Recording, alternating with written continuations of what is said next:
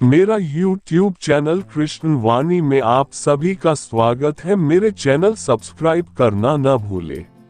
कहा जाता है कि हर किसी व्यक्ति के जीवन में एक ऐसा पल आता है जब उसे सही गलत की पहचान भूल जाती है, या यूं कहें उसे समझ नहीं आता कि उसे क्या करना चाहिए।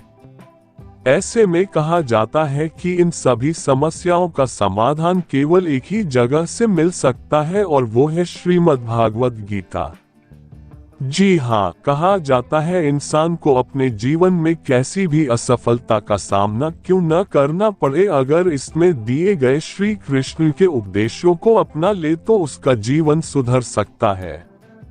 मगर आजकल के भाग दौड़ भरे इस जीवन में किसी के पास इतना समय नहीं है कि इसे पढ़ सके और ज्ञान प्राप्त कर पाए। ऐसे में हम आपको समय समय पर कई ऐसी नीतियों के बारे में बताते आए हैं। इसी कड़ी में आज हम आपको बताने वाले श्री कृष्ण द्वारा बताई गई कुछ ऐसी ही बातें जिन्हें समझना प्रत्येक मनुष्य के लिए बहुत लाभदायक साबित हो सकती हैं। श्री कृष्ण कहते हैं कि प्रत्येक व्यक्ति को ब्रह्म मुहूर्त में उठना चाहिए। संध्या होने के बाद जब रात्रि का अंधकार सारे संसार को धीरे धारे अपने अंधकार में निगलने लगता है, तो यही अंधकार ब्रह्म मुहूर्त में भोर होने से ठीक पहले तनिक अधिक काला हो जाता है। ठीक ऐसा ही होता मानव जीवन। जब हमारे जीवन की समस्याएं अंत पर होती हैं तो यही समस्याएं एक भीषण समस्या का रूप लेकर हमारे सामने चुनौती बनकर खड़ी हो जाती है। ऐसी परिस्थिति में अधिकतर लोग हार मान जाते हैं, परंतु अगर आप भय न खाएं, हार न माने, दृढ़ता के साथ खड़े रहें, अपने लक्ष्य पर आगे बढ़ते रहें, तो प्रकाश के रूप में हमारा स्वागत करने के लिए सूर्योदय हमारा स्वागत करता है। बरगद का वृक्ष जितना विशाल होता है उतना ही दृढ़ होता है। पतझड़ में वो सूख जाता है परंतु दुर्बल नहीं होता, न ही टूटकर गिरता है। मगर इनके विपरीत अगर दलदल में उपजे वृक्षों की बात करें तो वो दिखने में तो बहुत बड़े होते हैं। पतझड़ के आने जाने से उन्हें कोई फर्क नहीं पड़ता, वो सदा हरे भरे रहते हैं, परंतु इतने कमजोर भी होते हैं कि जल धारण के जरा से वेग से ही गिर जाते हैं। मगर क्या आपने कभी सोचा कि ऐसा क्यों होता है? इसका कारण क्या है?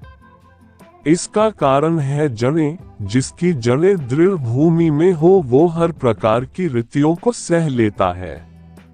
इसके विपरीत जिसकी जड़ें दलदल में, वो अपने आप को उन जड़ों के अनुरूप दुर्लभ बना लेता है।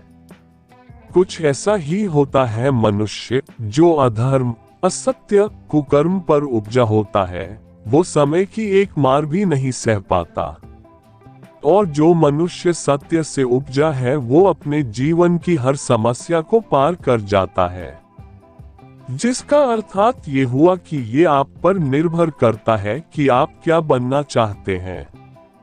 हमारे जीवन में मित्र और शत्रु बड़ा महत्व रखते हैं। अगर गंभीरता से सोचा जाए तो कोई ऐसा क्षण नहीं जब हम अपने मित्रों और शत्रुओं के बारे में न सोचते हों। हमारा हर कार्य या तो हमारे मित्रों के हित के लिए होता है या हित के लिए। हम हर स्थान या अपने मित्रों के साथ होते हैं या शत्रुओं के साथ। कोई नहीं चाहता कि उसका शत्रु खुश न रहे, बल्कि प्रत्येक व्यक्ति चाहता है उसका नाश हो जाए, जिसके लिए वो उसे हर तरह से हानि पहुंचाने की भी कोशिश करता है। परंतु एक ऐसा भी मंत्र है जिसमें अपनाकर आपके उपरोक्त काम नहीं करने पड़ेंगे और आपके सारे शत्रुओं का नाश भी हो जाएगा। और वो मंत्र है शत्रु को मित्र बनाना। जी हाँ, अगर हम अपने सारे शत्रुओं को मित्र बना लिया जाए तो जीवन खुद ही सरल हो जाएगा।